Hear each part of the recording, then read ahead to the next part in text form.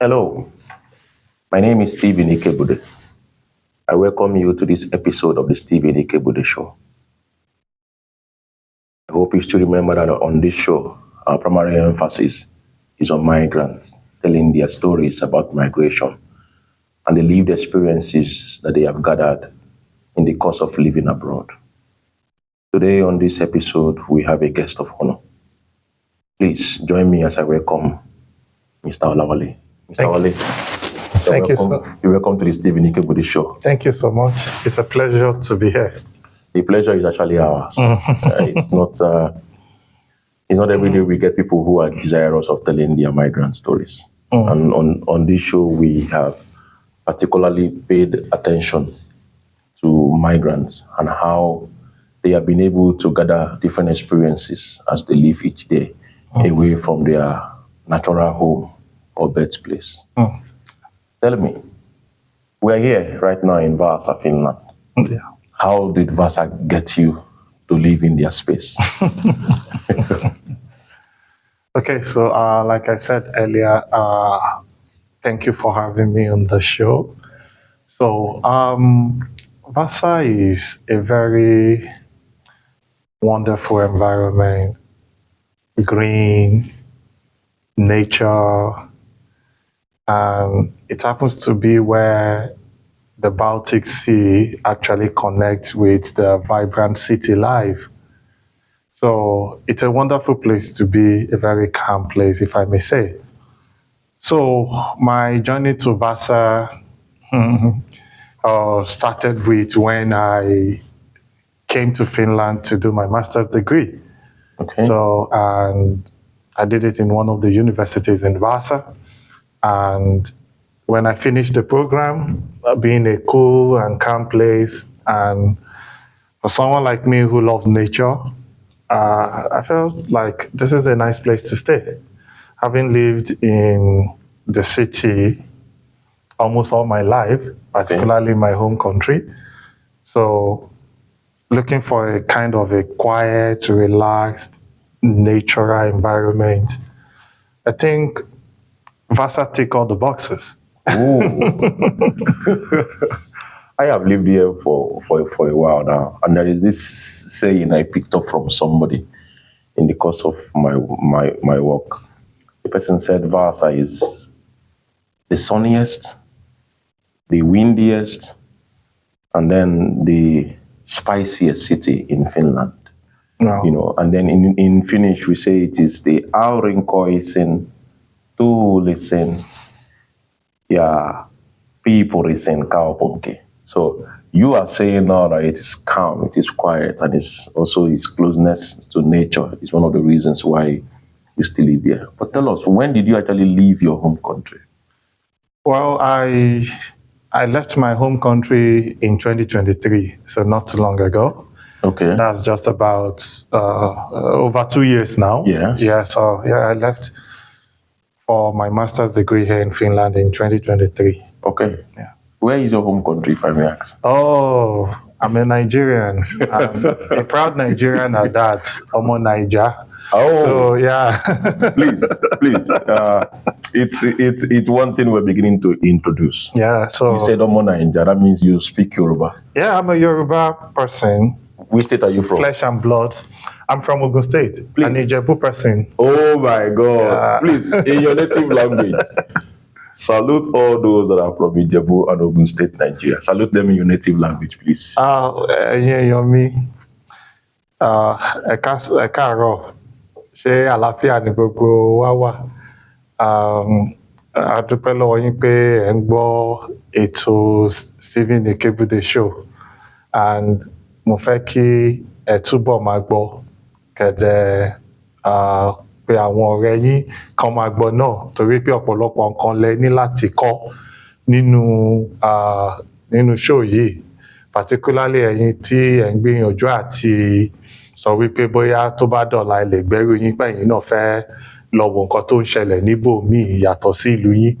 So show yìí jẹ́ show tó jẹ́ wípé ọ̀pọ̀lọpọ̀ nǹkan lẹ máa kọ́ níbẹ̀. Ẹ ṣé.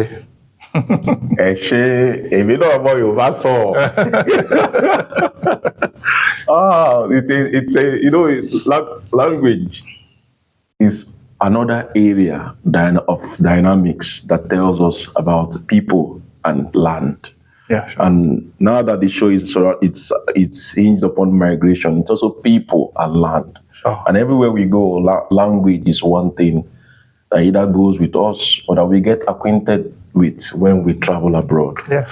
In Vaasa, Finland, for instance, we have two languages that are prevalent: the Finnish and the Swedish. And it's almost impossible to discuss Vaasa without talking about its bilingual nature. Of course. You know, so speaking your dialect and greeting the àwọn ẹ̀gbọ́n àti àbúrò that are out there. Akinyo, ẹ káàbọ̀. 2 years you have been in Europe. Yeah. What have the 2 years? How has it been like for you? Oh, okay. So I've actually been in Europe before I came to Finland. So yeah, it's just you travel in for one thing or the other, Okay. and then you go back home. So you weren't really thinking of staying back Okay. in those days. So we just come and just maybe walk or something. You just came around and then you go back home. So, but 2 years that I have started living, yeah, because that's the most important point now, living in Europe. Now I'm interested. When was the first exact time that you left Nigeria, either for visitation, and which country was it? I would say that should be. Am I going to pick up this date now? The year. I think it was around 2018. Okay. Yeah, I think it was 2018. And then again, I also work with an organization that require me to travel for conference and events and etc. and co. So I don't want to go into that. Yeah, okay. So the first time was in 2008. 2018. 2018. Yeah. Okay. So you've been around, but then full-time living abroad, living in Finland was from 2023. So in your course of migration, in your lived experiences now, what are the highlights? What are those things that you have come across that either came as a revelation, a discovery, or things that you were not expecting to? Okay. First, I will consider the 2 years I've spent living in Europe as tantamount to me going to an institution to learn. Okay. Yeah, and not just to learn, to also do a kind of a research. Okay, so when I got to Europe, when I started living in Europe, Yeah. I found out that when you pay a visit into the country and you're spending maybe 1 week, 2 weeks, and then you go back to your home country, and then you go with the assumption that, oh, I know that place, I know the people, I know their system, I know the culture. My brother, my sister, you don't know anything. You don't know that. You don't know. That's just the truth. You don't know. So a lot of time, you don't get to know a society until you live within the society. And not like a short time living. Now we're talking about a prolonged living, because a lot of things you're going to realize, it's not as if somebody had already packaged it and said, when you come, I'm going to be giving you this experience, this exposure, and etc. No. Everyday event, everyday occurrence will be bringing those things to you. And you also need to be observant to be able to pick those experiences that the everyday occurrence is bringing to you. So you need to be observant, you need to be meticulous for you to know exactly, okay, so this is what this one is this one is this one is this. And I will also say that we live in a world where nothing is direct. For you to get the message, you must learn to connect the dots. Nothing is direct. So most of the things that you see as direct, they're actually the things that someone somewhere wanted you to believe, which a lot of time are actually different from the reality at the background. So tell me, in your own case now, what were those things that you saw during these 2 years that changed that concept of a visitor who stayed for 1 week or 2 weeks and you would have stayed for 2 years? What exactly did you see now in your own lived experience? Okay, so let me start with this belief. I don't want to go deep into this because I don't want it to get a little controversial. But there's this belief that, oh, everywhere I go, oh, it's just like home.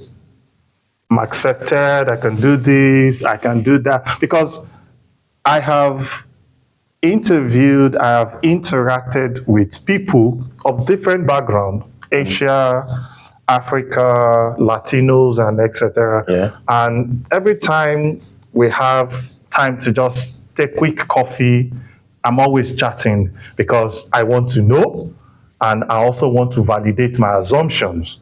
Okay. So a lot of time during those chats, I'm asking you some intriguing questions, and actually you don't know why I'm asking those questions, but I'm actually trying to say, okay, these are my conclusion, but I cannot just hold on to that.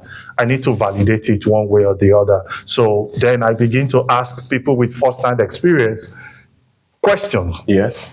And in this case now, they are not even aware of the objective, so they complain. They tell you plain, Yes. as truth as they want. And then you, just like a researcher, you understand? Yes. So you're getting those things and you're adding it up and say, oh, okay. So, okay, I was actually right. Oh, this one is not right. I need to. Okay, so let me quickly put this. A lot of people, when they travel abroad, particularly when they go to the Western country, they used to have a very long list of things they want to achieve when they get there. Yes. But when they get into the place, sometimes, like jokingly, someone told me, I say, is this the place I've always been reading about? Is it the same place I am now? Yeah, because it caught the person by surprise. Say, I've read a lot about this place, but I am here now. Is it actually the same place? I say, yes, it's the same place. It was like, wow. The shock. Wow. The shock. The realization. The reality. So there is always these dreams and fantasies when people are relocating abroad.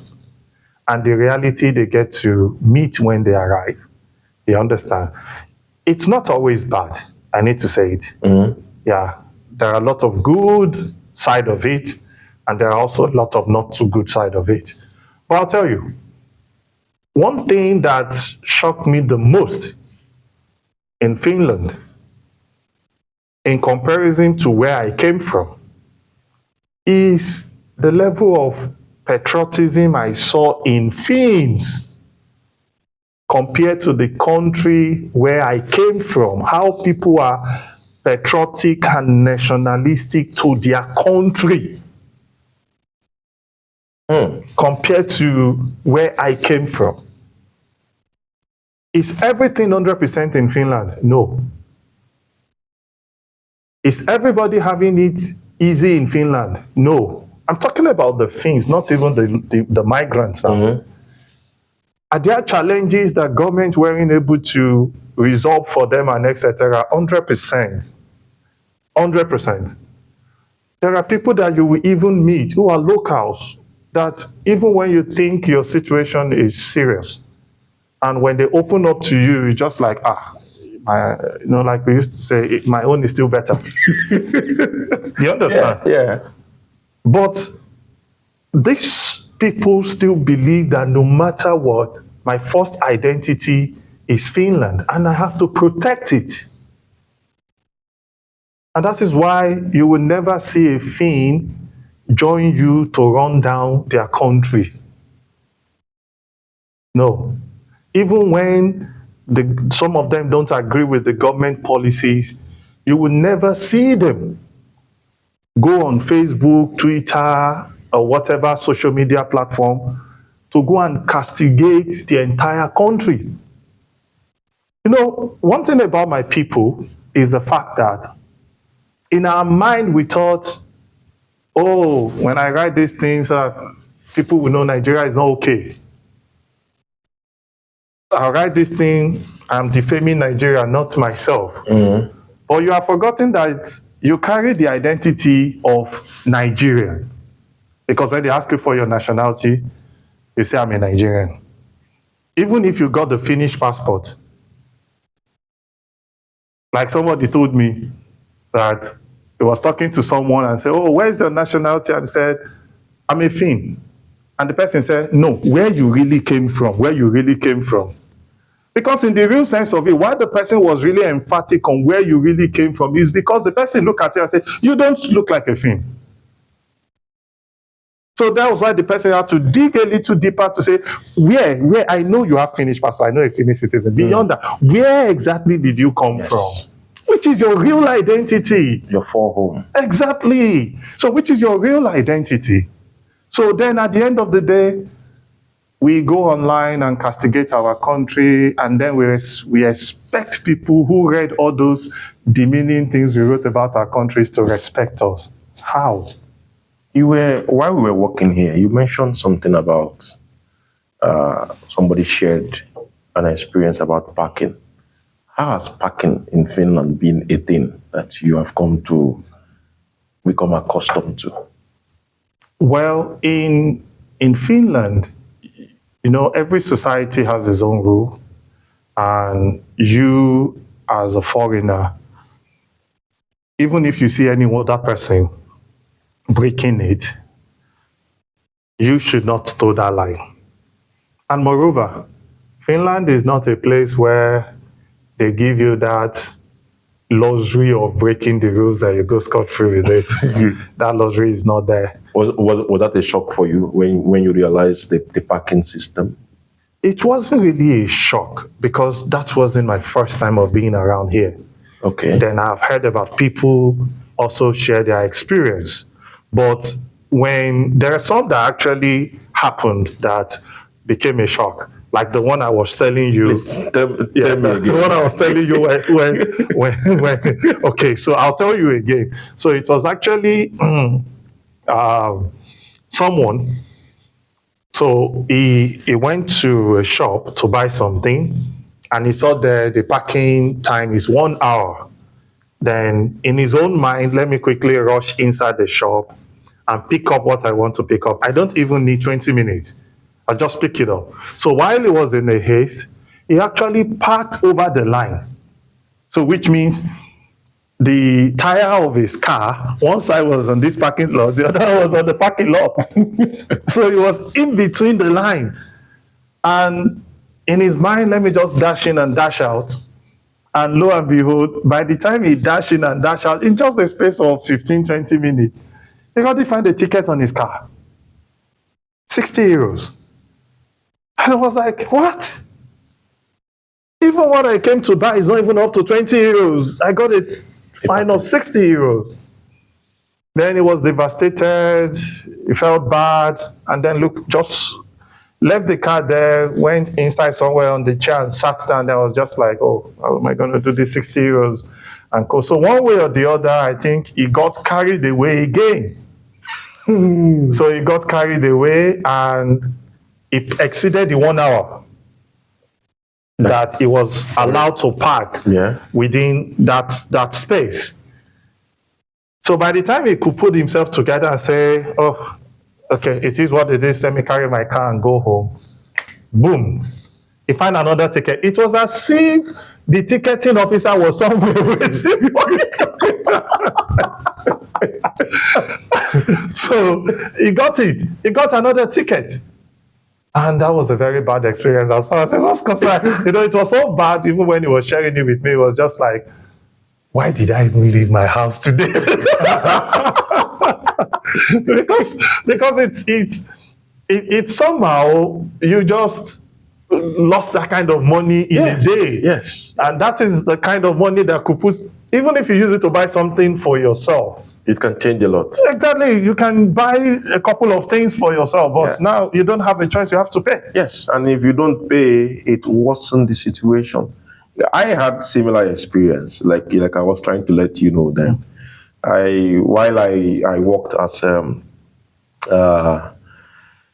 food deliverer here in Vaasa, and there is this food delivery company, Wolt, that we usually use to do deliveries. So I had gone in to pick up food from one of the restaurants. I think it was Pico Quattro here in Vaasa. And I went in. I think I had this parking. There is this parking app usually used. Easy Park or something that goes for a couple of minutes that you can take for free. So I think I had it parked for 10 minutes. I had already put it in the app that I'm going to be inside the restaurant for a couple of minutes. So I went in and came out, only for me to get the 60 euro parking ticket on it. So I was like, what is this? I checked my app, the parking was still valid. So I'm like, okay, I'll go and report this and, find a way to get the decision that has been made, reversed. It turned me off, because one thing when it hits you, it usually turns you off. You just find yourself feeling a bit awkward. And then I went, picked up the food, dropped the food off, and then went to their office. They have an office very close to where I was fine, which is at Kolapo. So I just drove there. And very ugly incident. I drove there, parked. Now I'm going to register a complaint. I'm angry. I parked the car where I was supposed to park the car, and that place was timed too. Only for me to get in there, complain. After complaining, I came back to my car, another parking ticket. I got a parking ticket while going to lodge a complaint about a parking ticket I got. So I got 60 euro plus another 60 euro. Wow. And that's 120 euro. 120 euros. And how much are you going to make from even what you went there to grant? The delivery was 4 euro.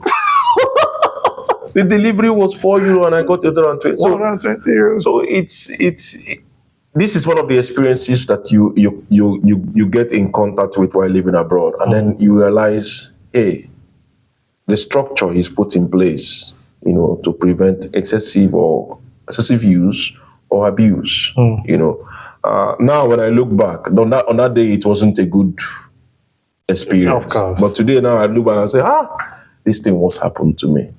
Now that we're talking about this parking, has the parking issue happened to you personally in such a way that you find it awkward? Okay, not really, because I consider myself a law-abiding person.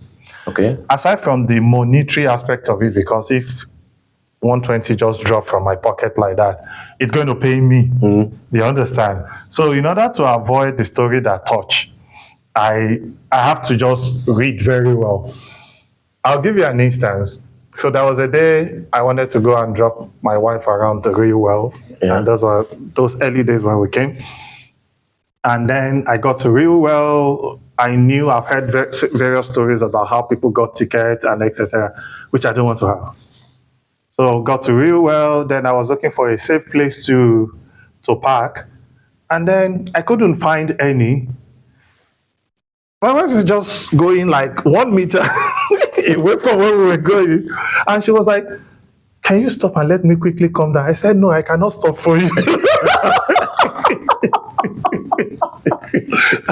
I said, I cannot stop for you. She said, but this is just the way. Hey, but somebody just stopped here. I said, I'm not somebody. I don't know who this guy is. Do you understand? Yeah. And one thing I found out about the way laws are made, right from when I was in Nigeria, is the fact that the law is not always addressing everyone that committed the offense. The law always address whosoever that is caught committing the offense. So if that person had parked there and probably done whatever he wants to do and he just zoom off, and while I was just parking, maybe a police just parked beside me and say, you know, you're not supposed to park there. And I said, then I start saying, but one guy just left here, now he parked there. Do you actually think the police is going to start chasing the guy? Even if the guy is just going like that, oh, that is the guy on the lane, he also parked. Would they listen to, even if they saw the guy, would they really listen to all those excuses from me? No. The question is, have you done any wrong? If the answer is yes, then you face the consequence. So I was touring for almost about 10, 15 minutes. Around very well. Yes, around, because I was looking for where to park, and I wasn't really used to that terrain until I now have to take her to one place I knew that was a little safe for us to park because it's a car park. And I said, okay, I'll take you to this car park, then you can come down and then trek down. She wasn't happy with the experience. Yes, I knew, because even me, I wasn't happy with what happened. But I just have to be safe. So I had to take her somewhere where she had to trek for like 5 minutes to get to where she was going. So I would say for a few times I'll call it escape, being fined. Okay. You know, sometimes, despite the fact that you try to be meticulous and try to do things right, there are innocent mistakes we make. You understand that if you are caught at that time, no matter the explanation you give, it won't hold any water. True. You understand? So a couple of, I think 1 or 2 times, I've also had reason to park on the line before. Do you understand? And I came out. It was when I came out and I saw, oh, I was parking on the line. I had to quickly run inside the car just to make sure that no, because there was actually no way I would have known that I was parking on the line and I would go. I would never leave it. No matter how it is, I have to ensure that I park it very well. Because if not for anything, at least for the 60 euro fine. When you were leaving Nigeria permanently to live in Finland, now you have lived 2 years. What are the things right now when you look back, you say, I was thinking I would have done this by now? Okay. Okay. So I have a couple of degrees in the business line. And I've had opportunities to sit on a management team where decisions are made about organizations. So I looked at it and said, okay, even while I was in Nigeria, I already programmed it and said, by this year of my life, that's by this age of my life, I want to pull out of corporate work and start my retirement plan, which is my kind of a business. So when I was coming, I was I was engrossed with the with the euphoria that okay, as soon as I just land in this place, I just try to just muzzle up resources together here and there and start a business that can grow over time and etc. We are here today. The business has not started.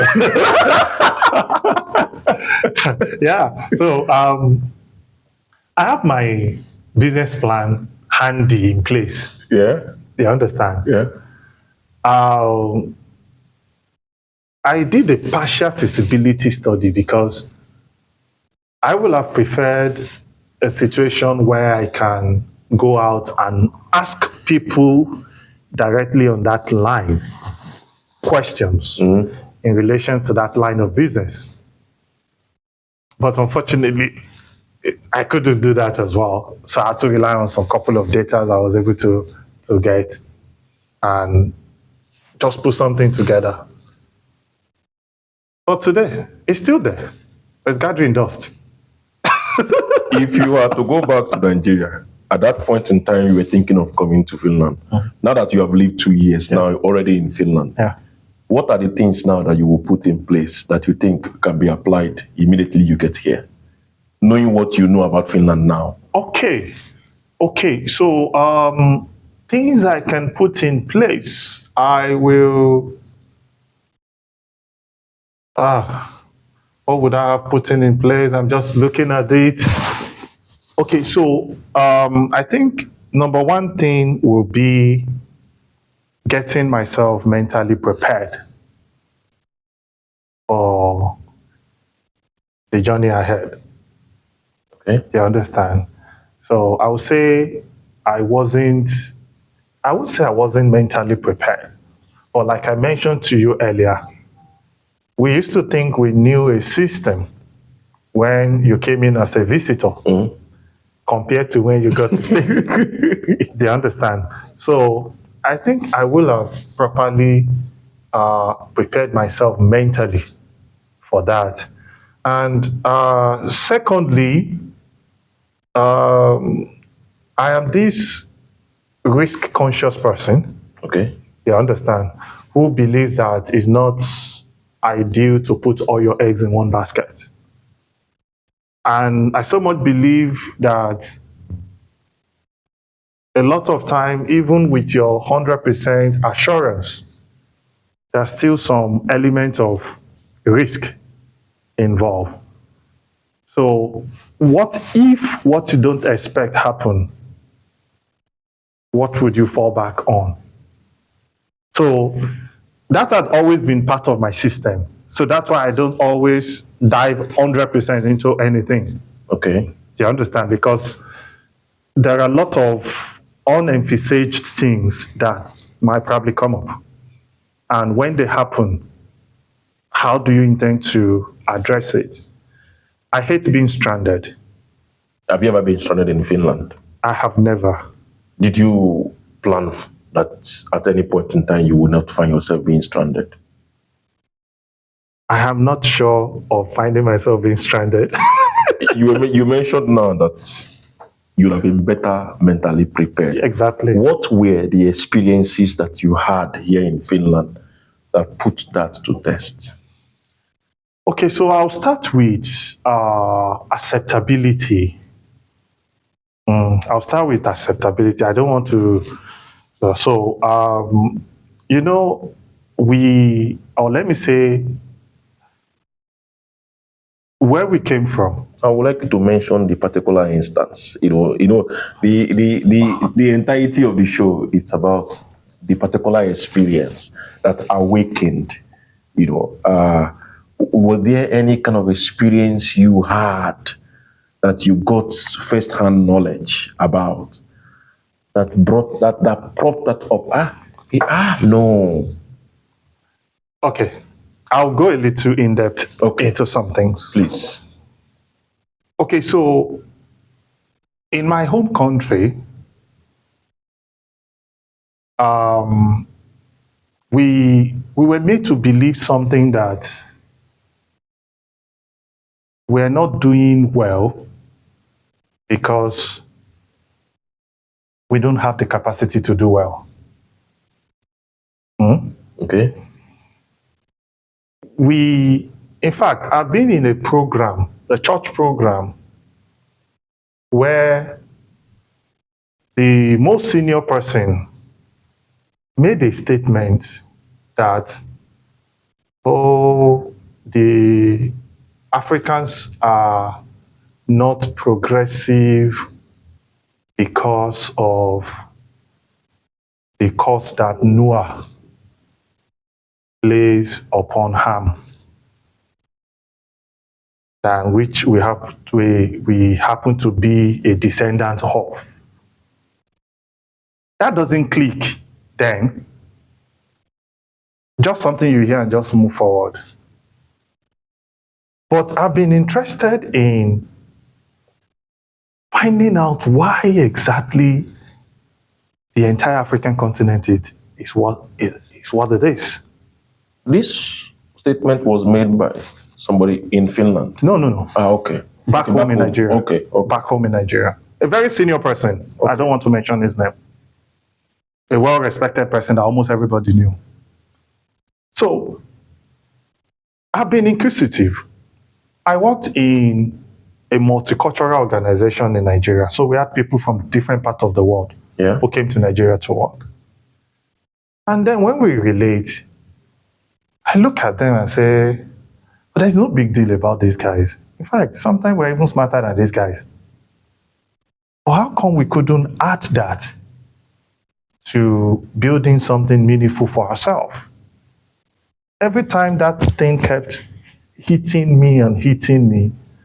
And then we believe that people of other color are better and more intelligent than people of our color. Where does that come from? It is, I'll call it a systemic programming. A systemic programming that is meant to prevent you from knowing who you are in the real sense. Was it put together by Europeans, Americans, Westerners, or Africans themselves? Africans, unfortunately, are just victims, and a good number of people who found out what was going on. Don't let me say a good number. There are people who have an idea of what is going on, but they are affected by what is called the Stockholm syndrome, when you love your chain. Do you think this affects migrants? Have you seen it as something that affects migrants? Definitely. In your 2 years of living in Finland? Definitely. You have migrants comes to this part of the world, to the Western countries. And I want to focus more on Africans. I don't want to talk about other people, even though our stories are not that different. But I want to talk about more of Africans. An African person come into a system like Finland like this, and then the next thing is chasing after acceptability. It's chasing after validation. It's chasing after, let them like me. And in the course of doing that, they throw away their identity. And there's this saying that if you stand for nothing, you're going to fall for anything. So because our people, or a lot of African migrants, couldn't stand for anything, then they fall for everything. Then at the end of the day, we turn back and start blaming the people. Blaming who now? The people who live in the land? They're the people who live in the land. Oh, they treated me this way, they did this and they did that, and etc. Oh, I have spent, like a guy I met who told me he has spent 23 years of his life in Europe. I was forced to ask him and say, and what are you still doing here? Do you think people should consider going back? I would not say people should consider going back, because when you tell people to go back home, they will say to go and meet what? And this, which is the reality. Are you at any point in time giving it a thought of going back? Like I told you earlier, I am a Nigerian person to the core. Do you understand? And Nigeria is my home. And Nigeria is where I intend to take my last breath. Wow. So I'm a Nigerian person, full blood. But I know we have talked about so many things that we left half along the way now, But the point is that when our people get to this kind of a system, they begin to seek validation. Oh, I am the nice person. And in course of seeking the validation, they even throw their own people under the bus. Have you had first-hand experience? I have seen several. I worked in a place where I don't want to talk about No, it. no, no. I don't want to talk about that place because of the fact I said I work. I don't want to bring Okay, it by the nature of my training. Whatever that happened within the corporate organization, let it remain there. Okay. Do you understand? So I don't want to go, but I'll share another experience with you. Please go ahead.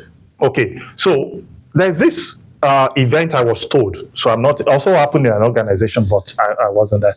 So there's this guy who happens to be the only African among the supervisors in Finland here. He was a supervisor. He happens to be the only African. And then you have, I think you have two other supervisors from Asians and other people are Finns. And the guy one day said that he got a mail from HR requesting his attention. And said when he got there, they told him that you do this, you do that, you do that, you do that, and etc. And he was like, excuse me, all these things you're saying to me, I'm not aware. And then the next thing he said, oh, we got petition or complaints. Not one person, not two person, not three person. They all came to complain. So the guy was furious and he said, is it possible for us to have a sit down with the people who came to complain? And you know the system here, those kind of things doesn't really happen. He said, we've got this complaint and etc. But the guy said, no, I'm not going to accept this. Because anybody can just sit down somewhere, cook up something against you, and go and put it there. How do you validate that what they have said is actually the truth? And lo and behold, they said they're going to get back to him. They reach out to those people and they ask for more witnesses. At the end of the day, they got 2 witnesses. Breaking news. The entire 5 people who wrote against the guy were all from his country in Africa. Wow. The 3 persons who went to complain, the 2 witnesses, they are all from his country. Are these Nigerians? They are not Nigerians. They are not Nigerians. You mentioned the country. They're actually from Cameroon. But what was the intention? Maybe, why would your own... why would you be a supervisor while we are not yet a supervisor? Maybe I'm just assuming. Do we have a problem finding our kind in positions of power when we go abroad?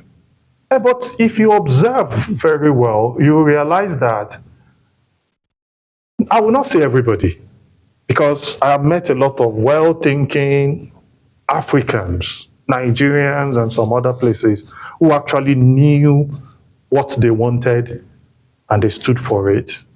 And then we have also a bunch of mediocres who are neither here nor there. So if you observe, when you call people together and say, oh, people, you can all see that we have this problem. Can't we just come together collectively and solve this problem? And that's when you start hearing like, you that just came, you are the one that is suggesting to us. If that is not the problem, you're going to have problem. Who is going to be the leader?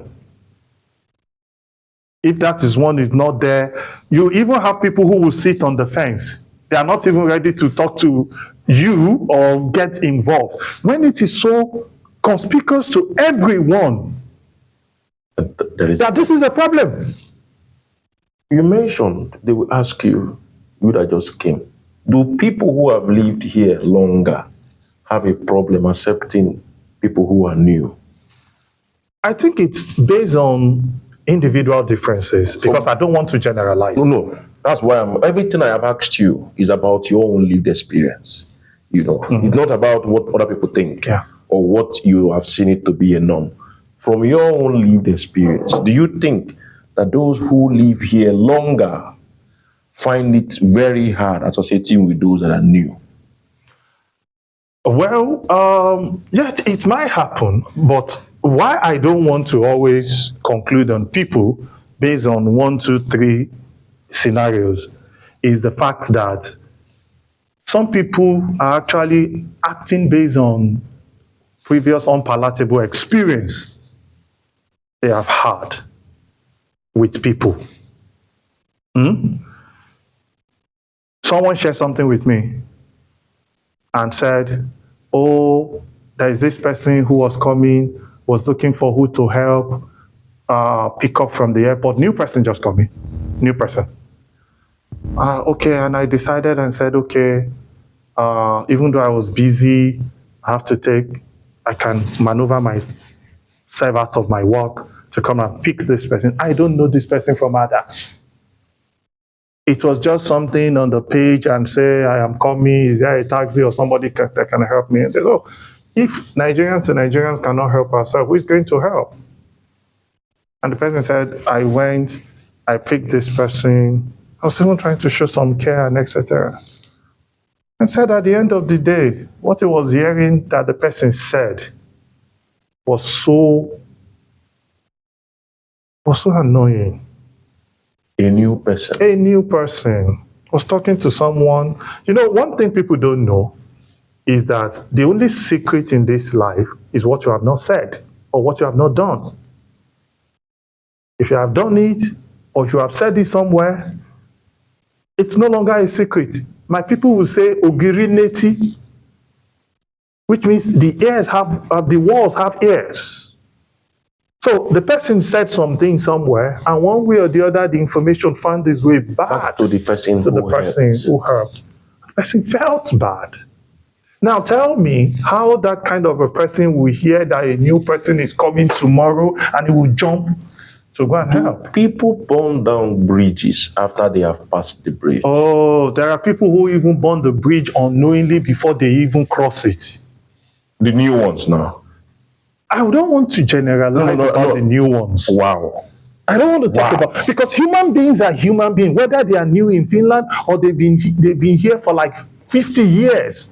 There are people that this mindset, I don't know where they acquired it from.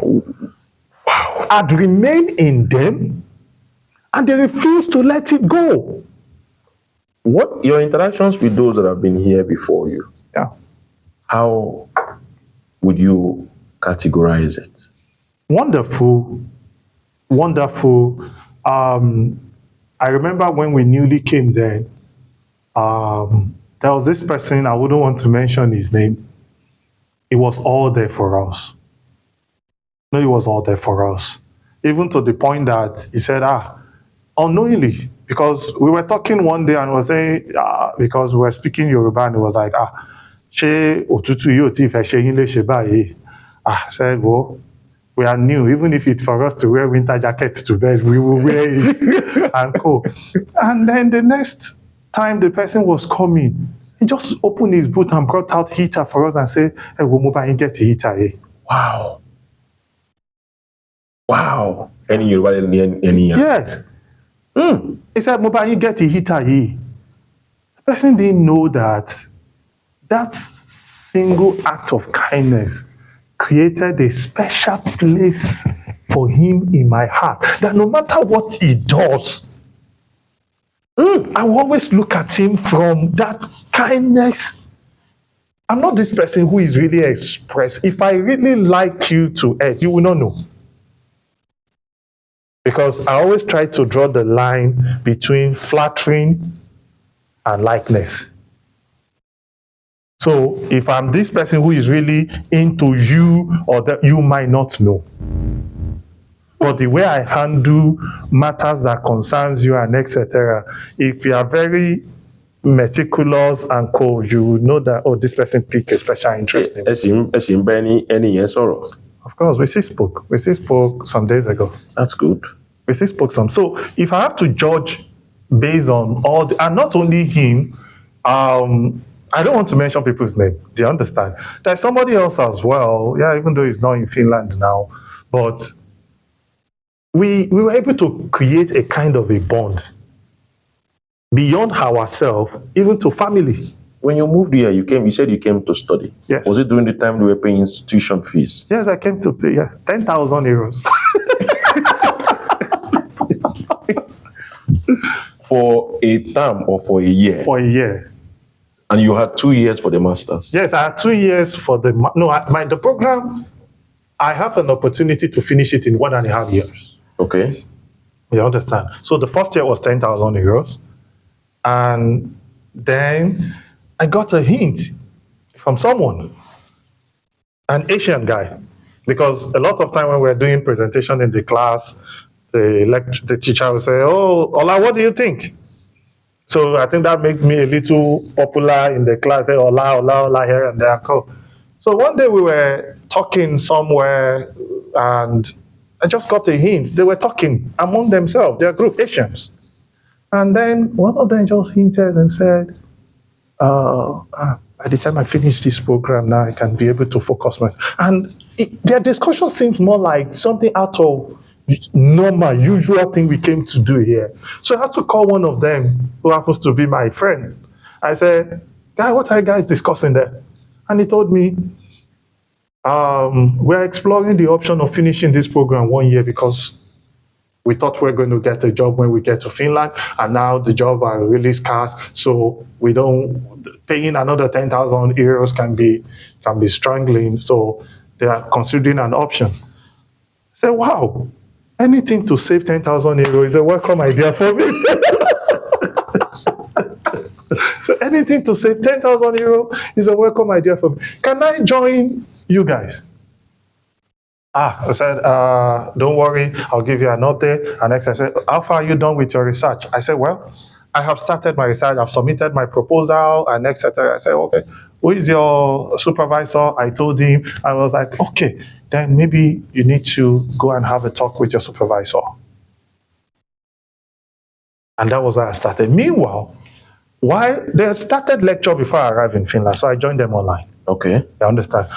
There was a course that I registered for, but the course is not happening in Vaasa. It's happening in Sinayoki. Okay. Do you understand? One way or the other, they did not register me for the course. I registered for it on the portal, but they didn't register me with Sinayoki for the course. Okay. Then I didn't know such a course was taking place until I got here and people were talking about exam. I was like, "Which exam?" They said, "Oh, so program and etc." I said, "No, I'm still waiting for this course to start." They said they've gone to write the exam. That the lecture was so fast. They just said they wanted to finish everything on time. And then I started talking to the school. This is not my fault. I did all I needed to do. Yeah. And the schools told me that, well, this program is just once in a year, so I have to wait till next year, which means by default, I have to spend another 10,000 euros. Or maybe if it is discounted, we move 4,000 euros. So maybe they were insisting for 10,000 euros. Then if at all you are not qualified for refund, that scholarship they used to do then they will return some part of the money to me, which was 4,000 euros. Yes. But that is, they will. So I still have to part with the 10,000 euros. Do you understand? For the tuition. So one thing led to the other. Initially, I accepted and said, well, it is what it is, you can't help. But when the guy now told me that they are considering the possibility of finishing this program in 1 year, yes, truly, you can finish it in 1 year. I did an MSc in Nigeria before I came in. So, and I knew how much cost load we used to handle compared to the one we have here. Yeah. So I felt this one, I can finish it in how many months? It's not even less than 1 year. To cut the long story short, I started exploring the option of rounding up on time, and the cost that was there. Then somebody just gave me a hint and said, "Loma da won lamu."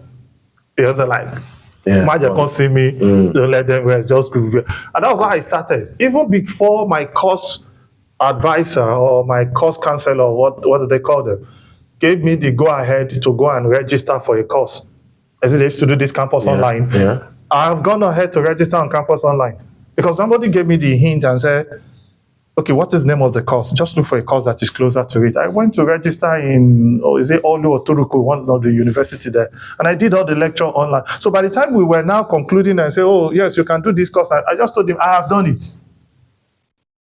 And to cut the long story short, he saw it and said, approving it became another problem and etc. But I sent a very strong worded message and said, by the standard, I am done with. That was when I was done with my almost done with my research. Yeah. Do you understand? I already in tandem with my supervisor, so everything was already in place. So I now had to send a message to my course advisor or counselor. They call them and say, by standard, by the time I finish my research, I believe I am done with the total number of credit I'm required To graduate. to graduate.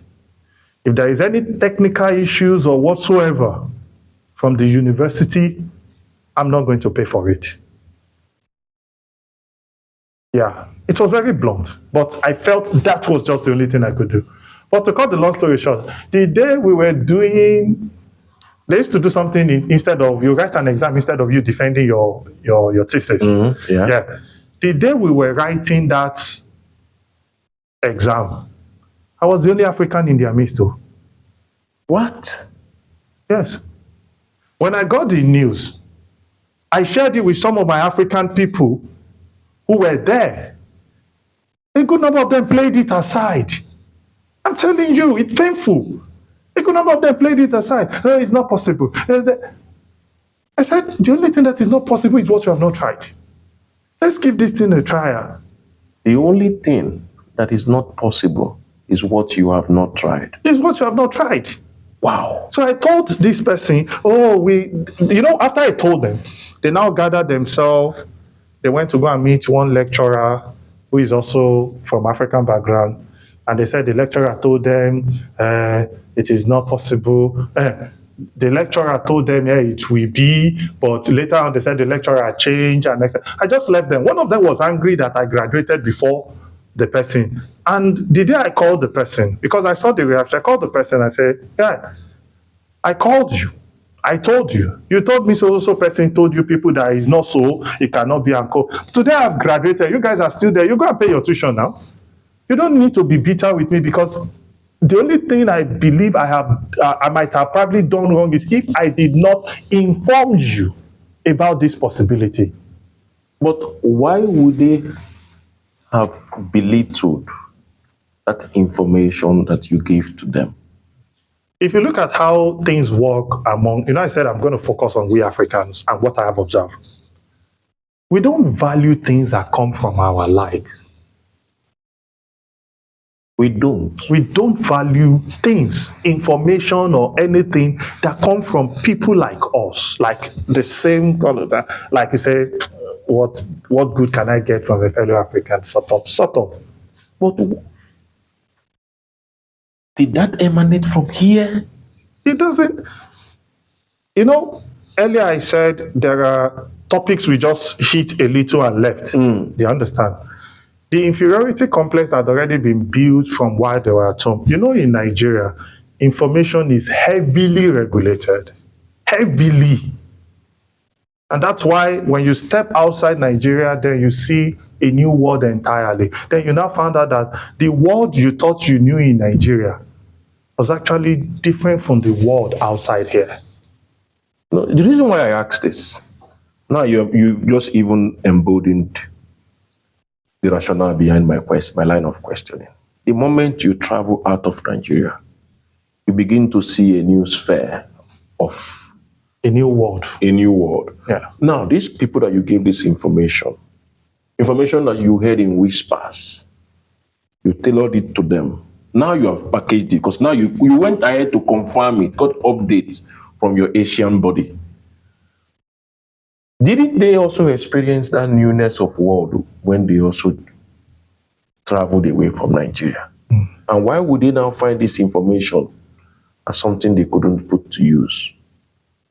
Okay, so I think the problem goes back to what I said earlier. But before I hit the nail on the head, let me mention something I have also observed.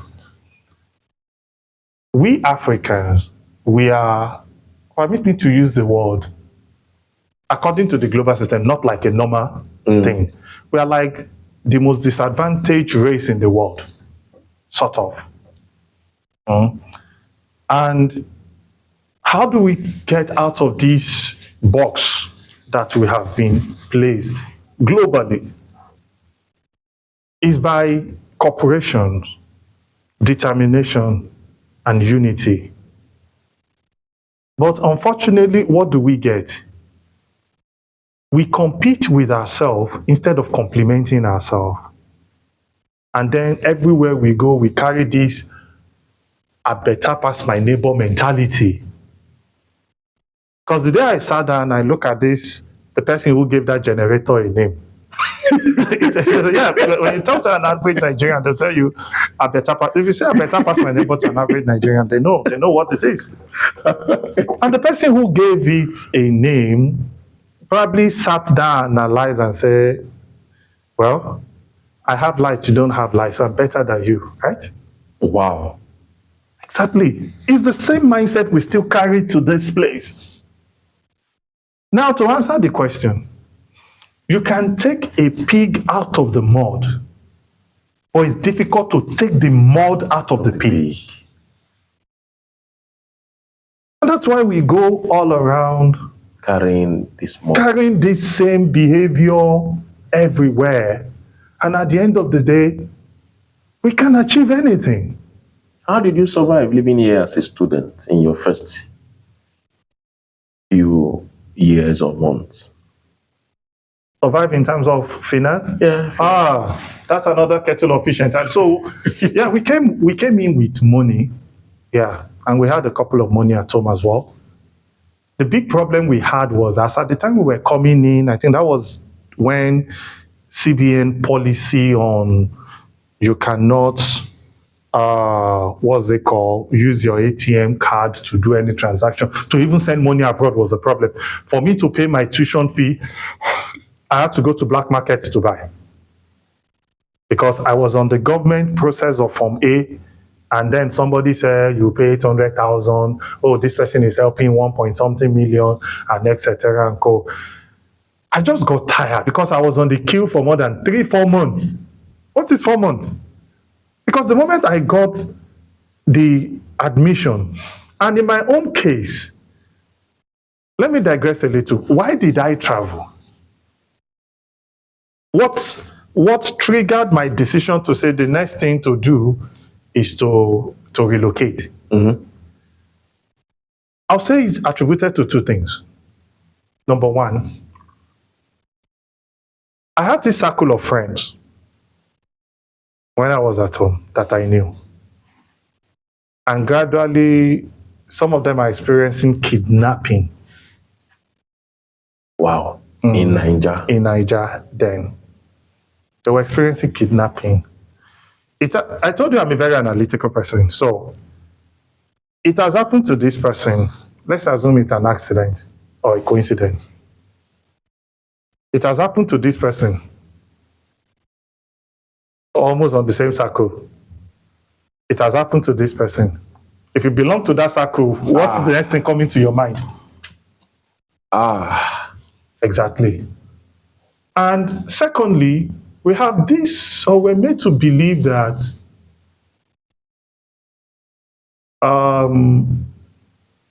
there is another world better than the world where we were born. Yeah. So we want to explore. We want to try new things. The organization I work with, to the glory of God, money was the least of the problem when I was in Nigeria.